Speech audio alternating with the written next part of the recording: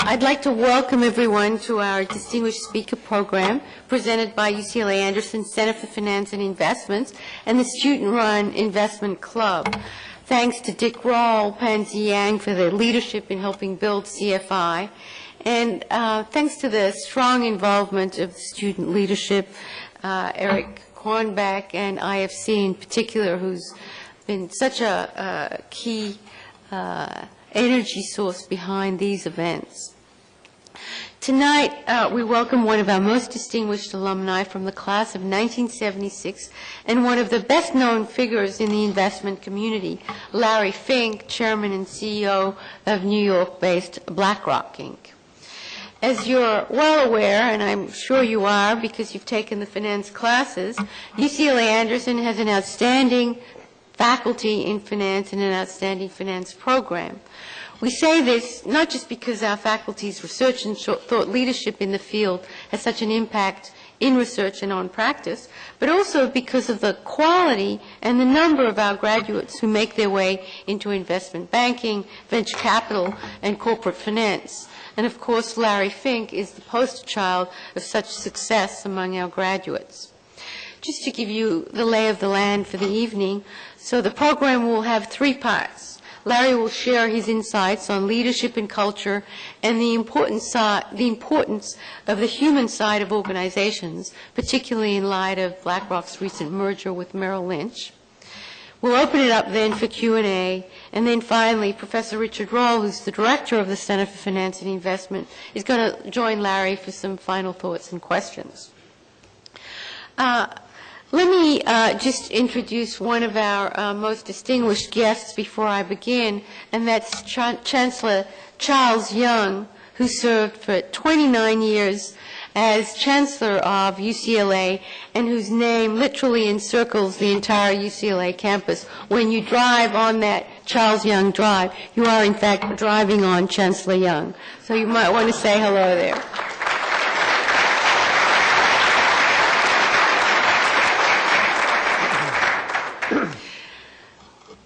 Let me introduce Larry Fink. With the recent merger with Merrill Lynch, Larry oversees the management of more than $1 trillion in assets. And I haven't mentally done the count in terms of number of zeros. That is a lot of zeros. It's a very successful company. Just today, I saw several reports about the recent profit numbers out of BlackRock for 2006 and the fact that BlackRock raised its 2007 profit forecast. And we know they wouldn't do that unless they were absolutely certain that they could meet those estimated earnings. Interestingly, Larry became a bond guy solely by accident. After graduating from UCLA Anderson, his goal was a career in real estate finance. But one of his UCLA Anderson professors encouraged him to interview with New York investment banks. He started at First Boston, and by the age of 28, Larry was First Boston's youngest ever partner and was instrumental in the creation and evolution of the mortgage-backed security market in the United States. In 1988, Larry and some friends went out on their own to start BlackRock. In 2001, 12 years after the launch of BlackRock, Fortune referred to that company as perhaps the greatest success story on Wall Street in the past half-decade. And since going public in 1999, BlackRock's stock has increased tenfold. In the past, Larry's been in the news for a variety of Wall Street jobs that he's reputed to have taken or been in the running for. He has said no to all so far.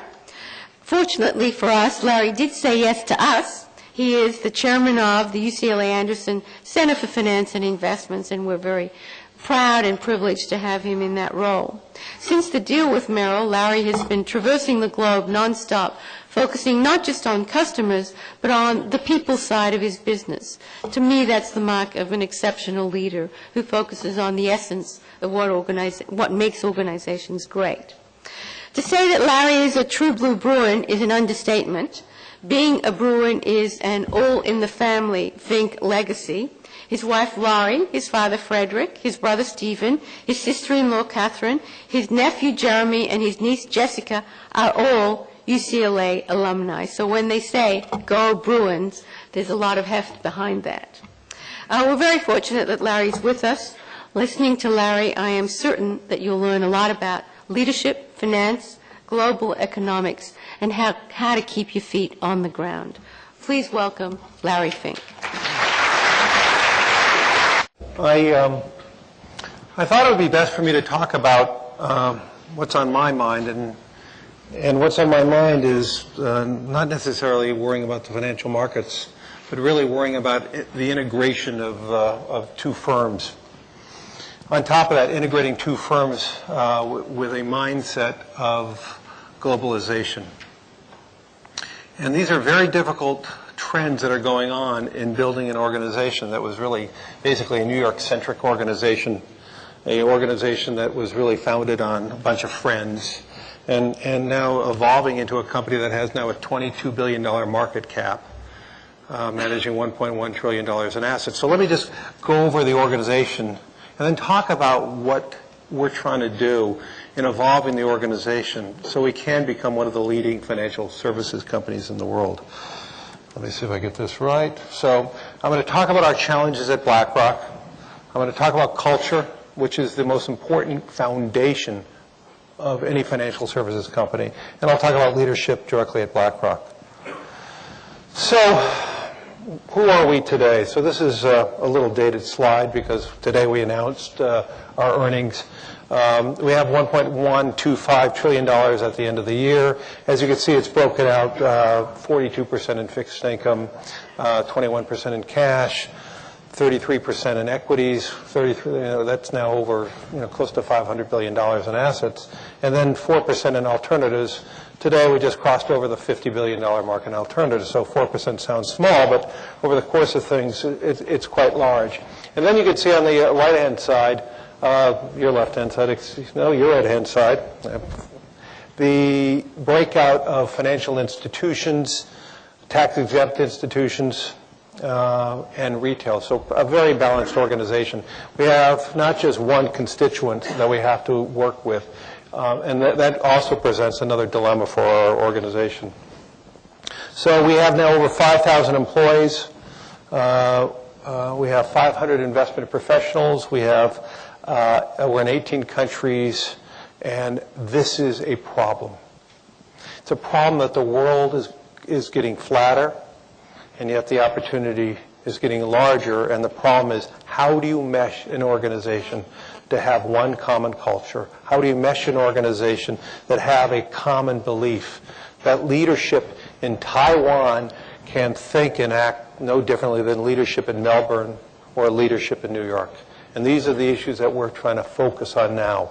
And this is one of the big parts that I talk about to all the young employees at BlackRock in terms of what is expected from them and what do they need to do to really become a real successful citizen of BlackRock. So the core of any organization, and certainly the core at BlackRock, which we commonly discuss, is the foundation of culture. So this is a organizational chart, how I think about the governance of BlackRock.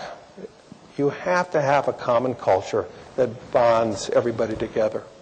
If you don't have that common culture, you have just pods. And to be successful today in the global capital markets, if you don't have a common bond, a common culture, you're going to have a very fractionalized organization, and you'll probably struggle financially. And I'll go into some of the firms that I think have been very strong in terms of building a common culture. Probably the most successful firm on a global basis is Goldman Sachs. And they have this common culture that binds it together. And then I could talk on the negative side a little bit like Citigroup. Citigroup has done so many mergers that there is not a common culture today. And I think this is one of the reasons why it's struggling. So the foundation of BlackRock, the foundation of any firm, is having this culture of excellence that binds all the individuals together. And then you have to have risk technology that intersects, that is the tools for everyone to communicate. Most firms can't afford to have one common platform. It's very expensive. So when we acquired Merrill Lynch Investment Management, There were 18 operating systems. BlackRock historically has always prided itself on having one common technology platform. And over the course of this year, we will integrate all the acquired businesses onto the BlackRock technology platform. And so we have to have this powerful risk technology platform that helps us, gives us the tools to bring this culture together, to unify culture throughout the world.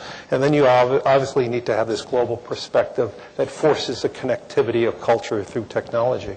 And through that foundation, then you can offer products, which everyone talks about, stocks and bonds and alternatives. But if you don't have this bottom, it doesn't really work. It's too fractionalized. And then you have to have, obviously, alpha. You need to have investment performance, or clients are not going to give you money. And then you have to have, with your clients, this dynamic partner relationship, client relationship. If you have that, then you could start developing what most people call cross-selling. And most firms don't cross-sell well at all because they don't have that dynamic relationship.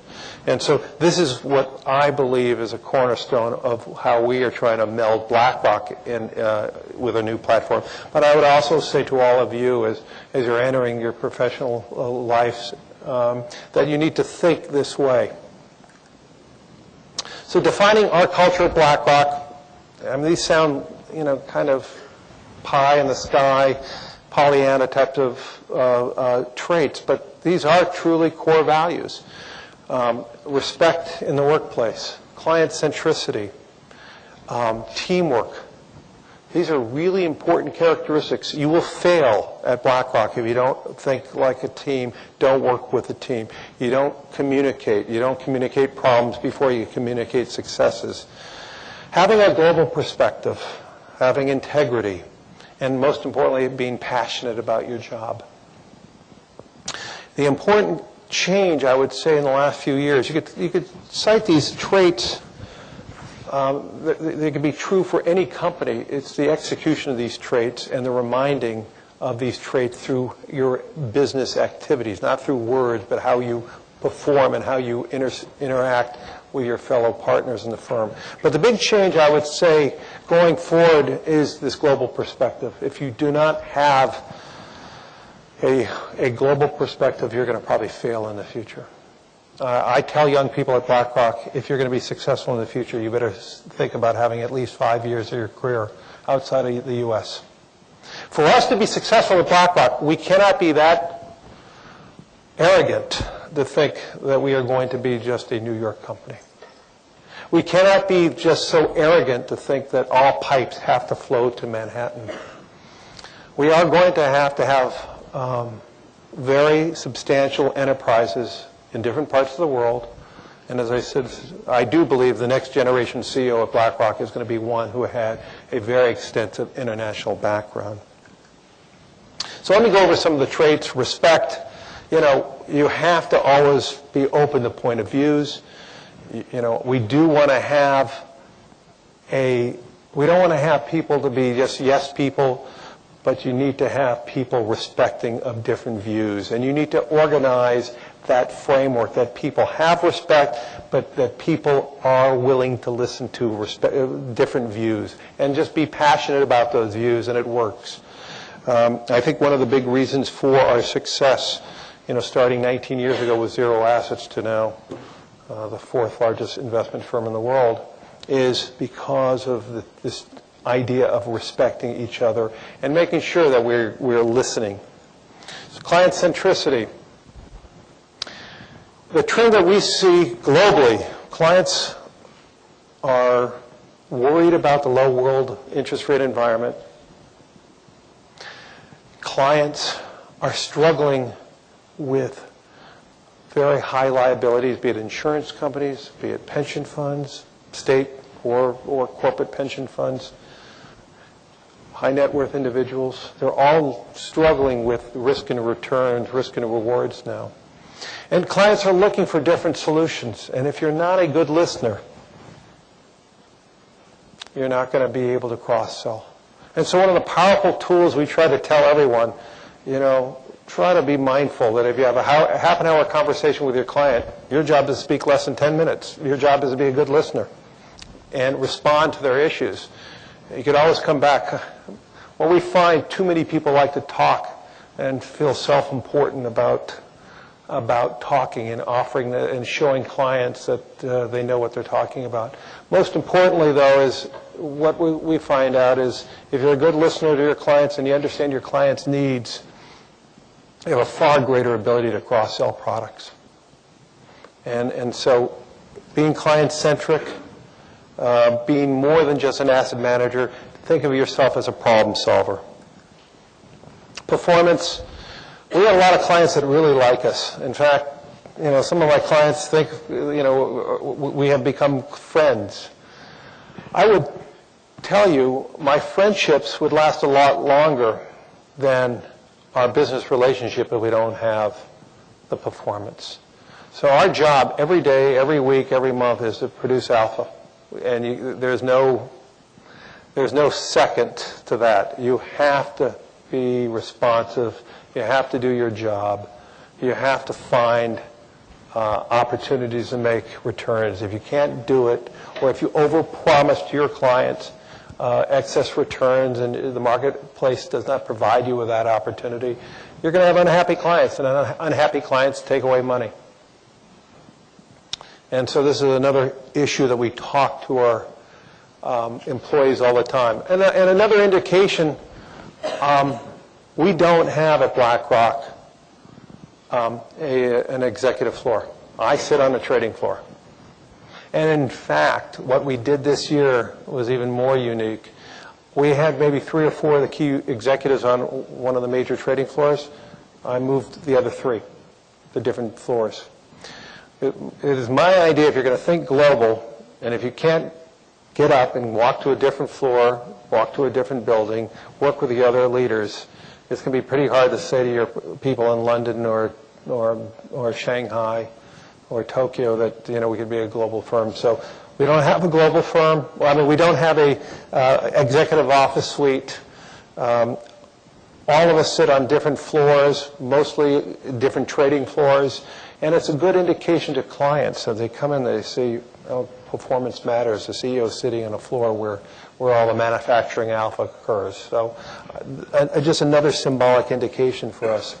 So teamwork. This is one of our new ads and branding, and this is one of the big elements of what we're trying to tell to our clients and telling to our employees, that we beats me. This is a series of ads, which I'll show you shortly, that we're really trying to promote to our clients. And I'll talk about teamwork for a second, is our branding initiative. So BlackRock in the last 3 months spent more money on branding than we spent in 19 years. And bringing the two firms together, some people from an equity platform, historically BlackRock was more of a bond platform, some people historically were on the institutional side, some people were on the retail side. Those are completely 4 different branding messages. So I could tell you the first meeting we had, which I shared in terms of trying to come up with a new branding message, was, what will be the message? Well, the bond guy said, let's talk about doom and gloom, because people buy bonds in doom and gloom. Well, the equity guys say, you can't sell equities. We need to talk about optimism. And then the institutional people were saying, clients don't want to hear about you. Institutional clients want you to be anonymous. And then the retail side, to get branding, you needed to promote a different image. So we had 4 different conflicting views, and we needed to come up with a consensus view of what to talk about. And hopefully you're going to see that we came to a happy medium in trying to talk about who we are. It is all about teamwork. It is all about culture. It is all about process and technology. And this is what we're trying to convey. And we ultimately had a teamwork approach to building this brand message. Communicate, communicate, communicate. You cannot under-communicate. It is our mantra. It is part of who we are. Sharing ideas is important. Sharing ideas, not just client information, but product ideas to investment ideas. If something's happening in Southern Europe that has an impact on different commodity prices. Well, we need to know that in our Boston office where we manage billions of dollars of commodity-based products. And so if you don't communicate, if you don't have an organization of sharing and communicating teamwork, you can't develop investment themes across different spectrums and geography. Once again, and I said this loud and clear about global perspective, it is imperative today to understand what's going on in the world. It is imperative to understand how correlated the world's activities are. It is imperative that everyone understands that if something happens in one part of the world, it'll have an impact. When we have, whatever, the $4 trillion deficit, whatever the deficit is today, it's mostly funded by foreigners. As a U.S. Business, we need to be very involved and understand the characteristics of the foreign buyers of our credit. And we need to understand what's on their mind. One thing I said in our quarterly report this morning, I said, we are seeing behavior change from our clients. We had 5 foreign central banks historically who would given us bond money are now investing in equities. They're not buying long-dated treasuries. They think treasury market is too rich. Yields are too low. And if we didn't have that intersect, that information, we would not be able to act in terms of our manufacturing of alpha. So global perspective and communicate. I don't need to stress this enough. Integrity. We trade billions of dollars of securities through an oral contract. We talk to our clients daily. If we don't demand the highest level of integrity and forcing everyone to do the right thing, and not to do the right thing periodically, but doing it daily, you're not going to last too long at BlackRock. This is my nightmare problem when you have 5,000 employees throughout the world. Is the nightmare problem when somebody does something wrong and it has a significant impact on the reputation of the firm and maybe it has significant financial repercussions. So we have to be just very rigorous in terms of forcing the utmost integrity of every employee. And passion, I think the difference between a good employee and a great employee has nothing to do with intelligence. It has all to do with the passion of that employee in terms of understanding and trying to do the right job and making the right decisions. I can't underscore that enough, that in my business, in my career, passion is what the differentiation.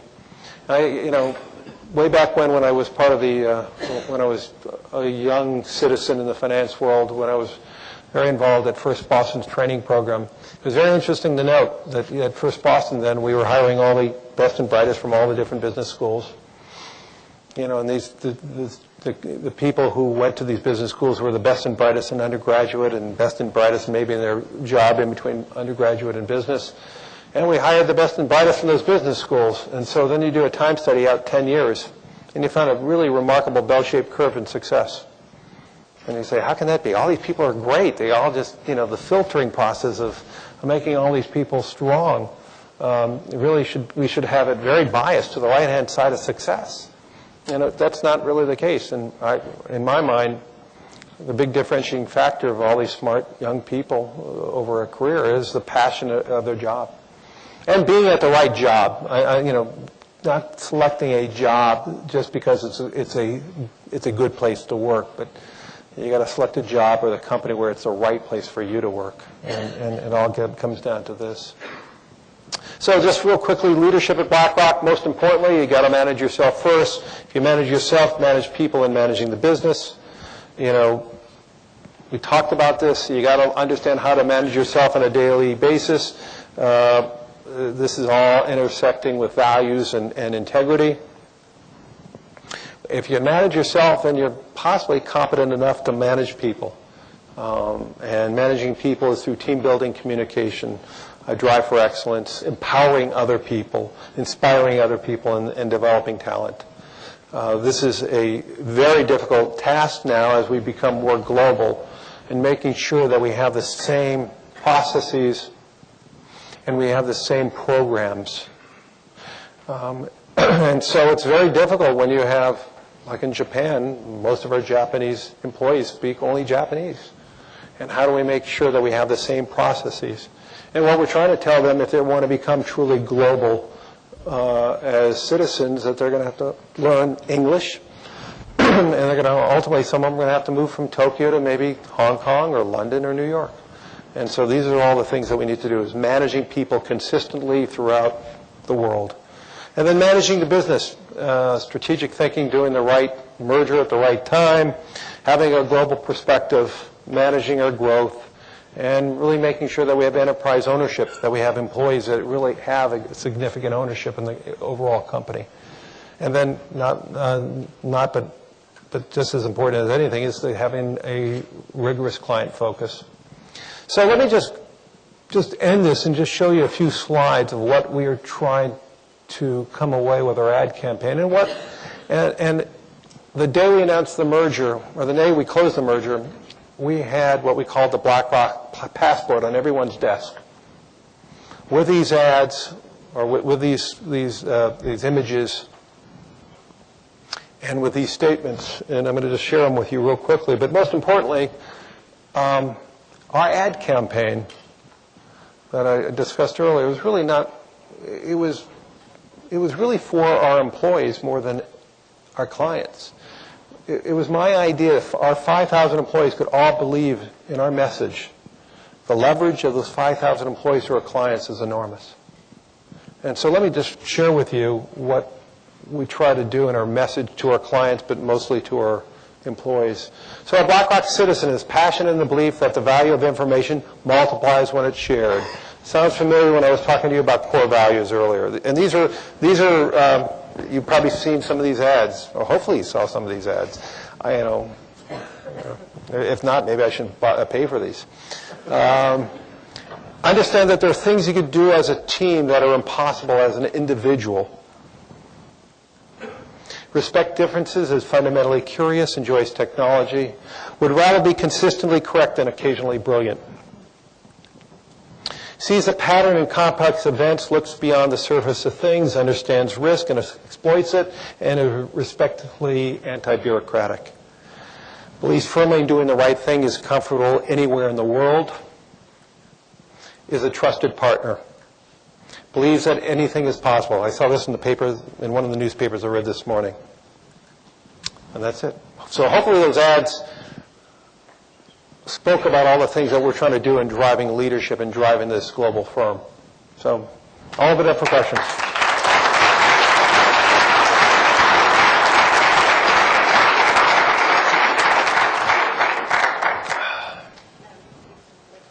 Yeah. I'm taking questions. Anyway, it doesn't have to be anything about this. You could ask me about the bond market or stock market, or the worst thing I could do is not answer you. There's two questions up here.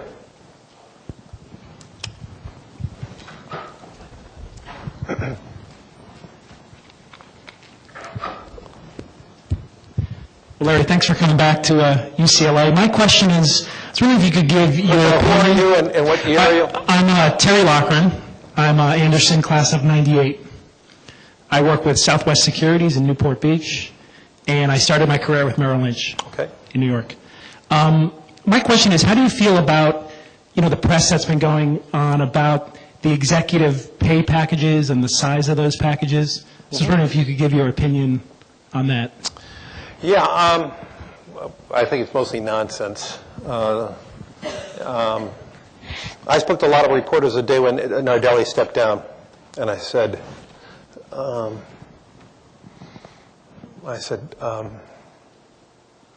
you guys, forget about the common story. The real story is this is a win for Henry Kravis and Steve Schwarzman. It was an incredible win for private equity.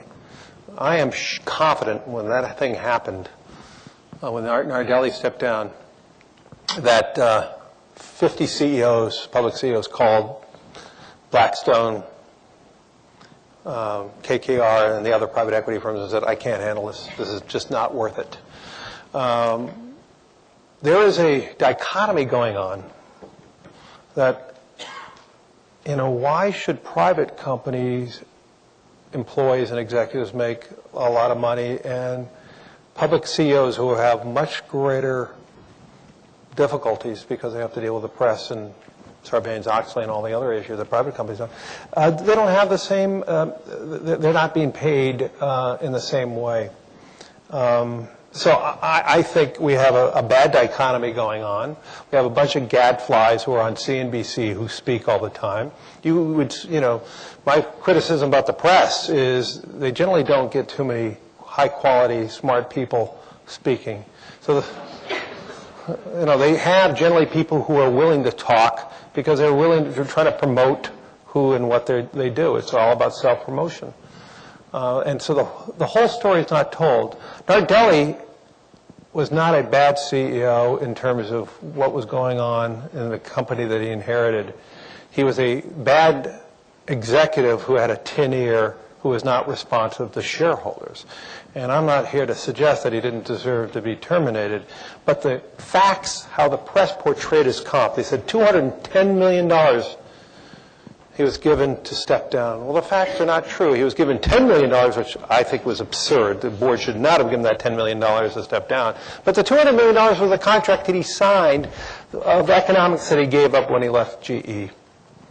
And so the way it was portrayed was just a horrific example of media doing a bad job. Now, I must say the Wall Street Journal had an editorial about that. They did come to that. And then the New York Times 4 days later, in the front page, 4 days later after, had a story about this is a huge win for private equity. But the next day when all the report talked about it, they really spoke about it negative. Getting back to the overall picture of executive pay, you could break it down in many ways. Executive pay has gone up a lot. They're very large numbers. In some areas, some firms are excessive, and the board did not do a good job. In some areas, let's talk about, all the issues surrounding what Lloyd Blankfein at Goldman Sachs did. For a CEO to pay $50 million. Quite frankly, if Lloyd was working for a private firm, he'd be probably paid $300 million for the profitability of that organization. And so I'm not trying to, nothing's perfect. And Goldman Sachs had an extraordinary year, and their shareholders you benefited immensely. So the real issue is making the balance between making sure you're paid for performance and not paid just because you have a high compensation. It's a big dilemma. I think it's a big problem. I think it's very bad for U.S. competitiveness. You're seeing more and more companies going private. You're going to see the worst year ever for listings in the New York Stock Exchange. It's all correlated and related. And it's a big win for private equity. And there needs to be a little more balance with the press, and there needs to be a little better policing by the boards. I mean, backdating options is a very good example. I can't comprehend how anyone thought backdating options or backdating any form of compensation is right. I mean, BlackRock always prices its restricted stock and any form of executive compensation 5 days after release of information. So we released our public information today, and our options and our restricted stock will be priced with, the average of the next 5 days. So for our shareholders had a good day today with the stock up 7 points with our earnings announcement. On the other hand, people are looking at a more expensive stock. But that's the only right thing to do, is just do it when it's public and everyone is sharing the same information. So I'm not here to suggest that there's not some bad abuses, but I do believe there's times where executive compensation is fair and right and maybe low, and then there's times when it's absurdly wrong.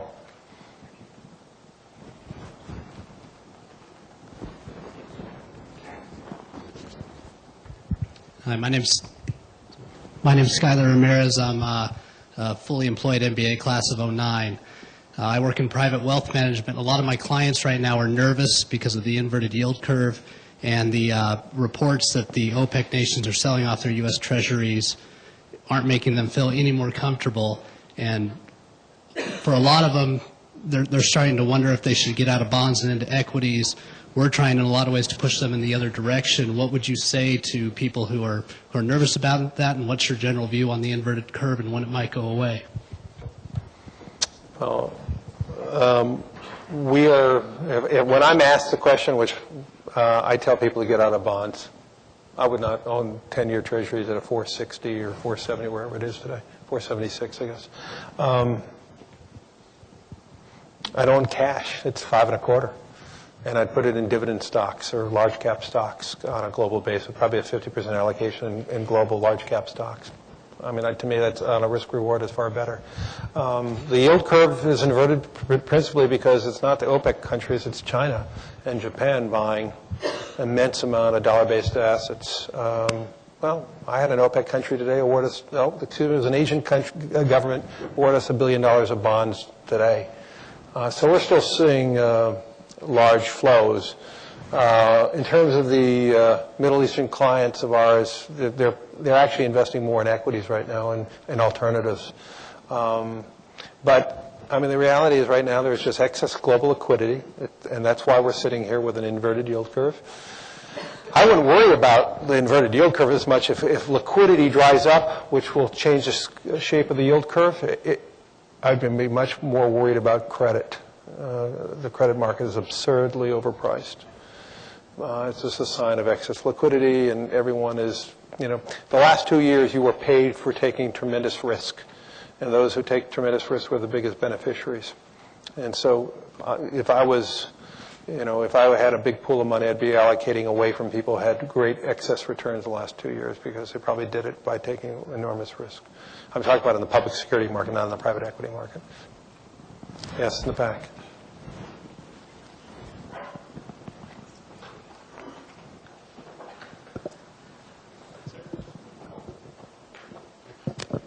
Thanks for coming. My name's Todd McGinley. I was class of 1994, and I work for Santa Barbara Bank and Trust. There's a global competition for alpha. There's 9,000 hedge funds. At this point, how can BlackRock be consistently on the right side of the trade? We can't. I mean, I'd like to say we could, but, that's not being honest to my clients. We're going to be wrong. And hopefully we're going to be right more than we're wrong, but I'm not going to promise anyone we're going to be right all the time. If I had to make a commercial, the commercial would be, I do believe small firms are not going to do well anymore. I believe you have, if you are interconnected and global, you need to be aware of all the global flows. So we have the ability to be interconnected, understand what's going on in Southeast Asia to the Middle East, all connected, and I believe we have greater opportunities on a risk-adjusted basis with that information to provide better opportunities in alpha. And I am a big believer in that, and this is why I'm so harsh in our firm to making sure that we are interconnected by culture and technology, that we can understand what's going on a global basis. And I do believe having that information firsthand, not through a broker, not through a Merrill Lynch or a Goldman Sachs, but firsthand, directly with clients, will allow us to have greater opportunities for alpha production. And so I firmly believe that, and this is one of the reasons why I believe scale in the future works. Now, I could cite some firms, and I cited Citi, why scale has not worked for them because they're not connected. But I would also offer the reason why Goldman Sachs makes so much money, they're totally connected. They invest their own capital, no different than any other alpha producer, and they see the opportunities because they are global and regional, and they're connected. And I believe in the investment management side, we are one of only a few firms that are global and local. And so I do believe being, if we get our firms together, and we still have a couple more years of fully getting it together, we have a real opportunity to be that transformational firm. Melissa worked for BlackRock for a few years until Anderson stole her. So my name is Melissa Lynn. I'm a second-year full-time MBA student. Actually, having worked at BlackRock for 4 years, I can definitely agree with this. Very collaborative and team-oriented nature. I think you've done a wonderful job with that. My question is, along with when the merger with Merrill Lynch occurred, of course, there's this vertical integration or cultural integration. But along with that, there's the coming together of two very distinct brands. So I'm wondering what kind of goes into determining what remains a BlackRock product versus what remains and stays a Merrill product. Well, first we had to be very deliberate in terms of eliminating the Merrill brand. We did that. There is no Merrill Lynch Investment Management in the United States. In Europe, it still says BlackRock Merrill Lynch Investment Management for a year as we navigate our branding message in Europe. But we believed that the BlackRock name, certainly institutionally in the United States, was a far better branded name. And in the mutual fund side, Merrill Lynch Investment Management products were only sold by Merrill Lynch. They were not sold by Smith Barney, were not sold by Morgan Stanley, were not sold by any other third-party distributor. And one of our big jobs is now to market all our new products that were once Milim and BlackRock to the third-party distributors under the BlackRock name. And I could tell you we've raised now 2 closed-end funds in which, in the one case, Merrill Lynch only sold a third. Well, that one was $1.1 billion in size. The other one was $800 million, where Merrill Lynch may have sold 40%, and the other firm sold it. So the branded name BlackRock is becoming much larger in the financial circles. And we just had to make a very deliberate case in terms of marketing that one branded name on a global basis. And so there was no confusion. And in the third-party distributors, we didn't look, the product was not a product of a competitor. And I do believe having that independent branded name is very powerful. And I do believe, I believe we have, one of the big reasons why we're winning so much business from foreign central banks is because we're an independent organization, unaffiliated with a bank like JP Morgan, who's very strong internationally, but we're winning a big share. Or even being unaffiliated with an investment bank like Goldman Sachs Asset Management or Morgan Stanley Asset Management. So I think, our view was independence is important, and having this branded name BlackRock will become one of the leading financial services names. And we have a number of years to see if we're going to be right. I think I have time for one more question. One or two, I'm told. Yes, I'm sorry. Yeah, thank you for coming. My name is Precious Desai. I just graduated 3 weeks ago. So, do you have a job? Going into consulting. Okay. Thanks. Question for you had to do with, you talked about the culture, and I wanted to learn about what are some of the measurable incentives you and your team are considering to help those 5,000 employees see your vision?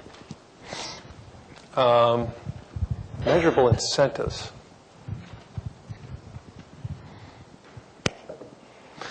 I can't think of anything that I could discuss with you. What I can discuss is we did have a consulting firm helping us in terms of the branding message and cultural integration within the organization. And we did a whole survey with all our employees, old and new, in terms of are we getting those messages out. And this is, I think Judy will enjoy this statistic because it was the highest number the consultant ever heard. 96% of our employees believed in the merger and believed in the value proposition that we were trying to achieve, and they understood what the cultural values that we were going to try to build.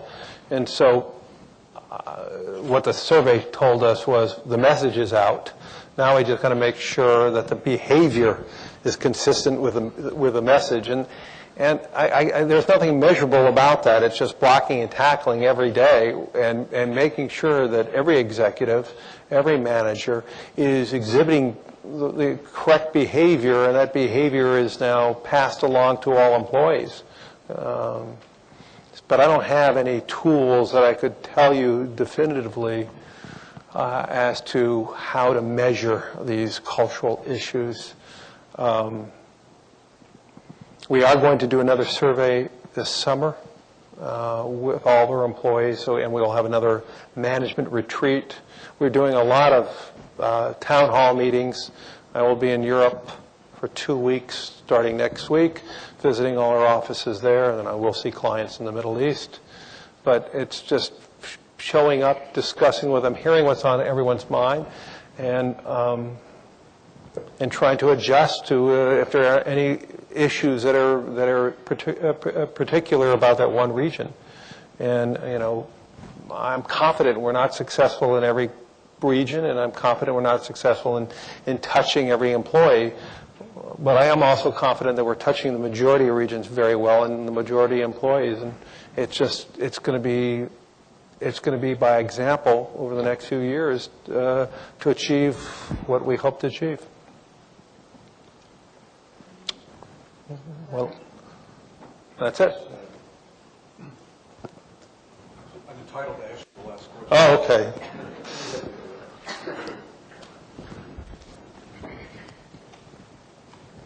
Well, Larry knows this, but probably most of you don't. I'm Richard Roll. I'm the director of the Center for Finance and Investments, and I would like to ask you one final question.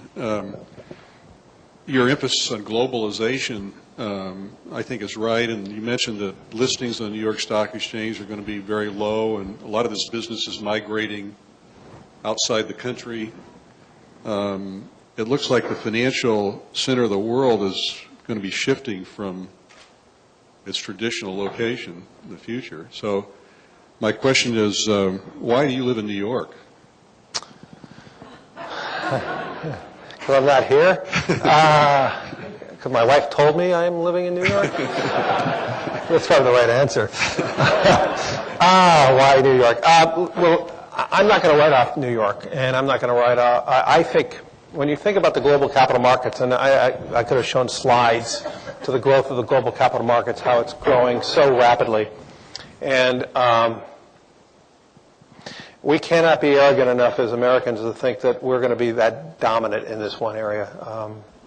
The financial engineering, the financial ingenuity of Wall Street is now being transformed in the ingenuity in corporate finance and corporate behavior in Europe and now Asia. So you're seeing securitization in Europe. You're seeing securitization in Asia. 7, 8 years ago, Europe never even had a corporate bond market, and because all corporate loans were being held by commercial banks. And what happened was commercial banks in Europe had ROEs of 1 or 2%, and they had shareholder revolts. And so they had to start spitting out their assets, and a corporate bond market developed in Europe, and a corporate bond market is now developing in Asia.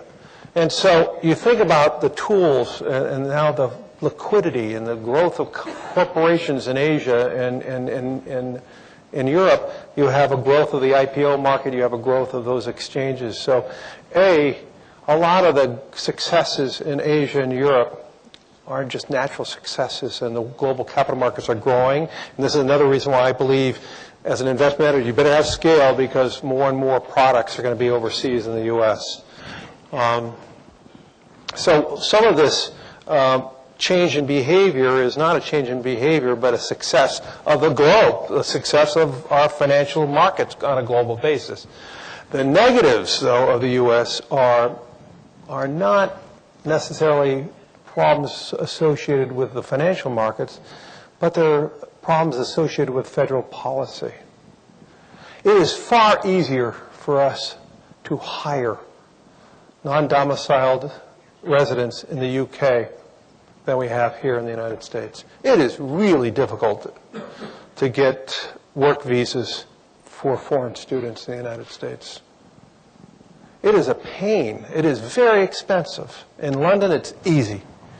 So there are immigration laws that are causing a lot of the problem. It is the ability to access capital in London is growing very rapidly. So a lot of this is not just Sarbanes-Oxley, a lot of people cite. I think that's about this much. Sarbanes-Oxley, once you get routinized in the process, it's actually a very fine measures, and it actually is not an inconvenience for any real company.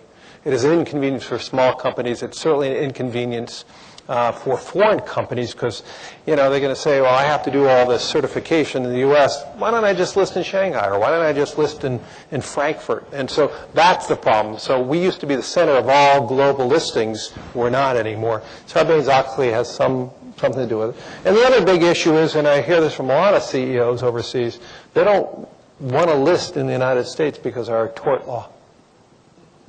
The amount of lawsuits that we have in this country is crazy, that would not ever find its way in any court almost anywhere else in the world.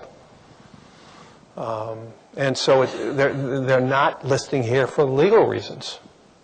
And just last, let me just say one last thing related to this. At BlackRock, as a fiduciary of our clients' money, I don't care if it lists in New York. I should be totally agnostic where it's listed. I should care about if I have liquidity, if I have transparency in those other areas, and if I have information to invest. So our clients don't care if they list in New York or if they list in Frankfurt or Shanghai or London. And that's a problem. And I've told this to Mayor Bloomberg. I've told this to Governor Spitzer last week. I was part of the 30 executives who were being interviewed by the McKinsey study. As fiduciaries, we don't care where stocks are listed anymore in a global arena. And our regulators and our government, state and federal, has to wake up. And I think they're behind the times. Larry, thank you very much for